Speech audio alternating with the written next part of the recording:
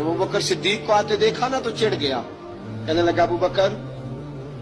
اگر تو بلال کو خریدنا چاہے تو وہ جو تیرے پاس رومی غلام ہے وہ مجھے دینا پڑے گا، 2 لونڈیاں اس کے ساتھ دینی پڑے گی،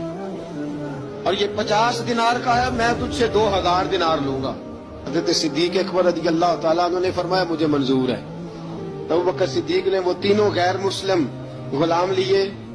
2000 دینار لیے۔ حضرت عباس نے بھی کلمہ نہیں پڑھا تھا، کہنے لگے ابو بکر تو کامیاب تاجر ہے، کیا کرنے لگے ہو؟ تو حضرت ابو بکر صدیق کہنے لگے آپ نے بھی کلمہ نہیں پڑھا، آپ کو اس سودے کا پتہ نہیں، آپ ابھی اس لذت آشنائی سے واقف نہیں، آپ نے بھی یہ ذائقہ چکھا نہیں، آپ ابھی اس راہ سے گزرے نہیں، آپ کو پتہ نہیں یہ بھی ایک ذائقہ ہے، یہ بھی ایک سودا ہے، یہ بھی ایک لذت ہے، یہ بھی ایک گہرائی ہے، یہ بھی ایک مزہ ہے، اس کا بھی آپ کو علم نہیں، آپ نے کلمہ نہیں نہ پڑھا۔ محبت کو سمجھنا ہے تو نہ سے خود محبت کا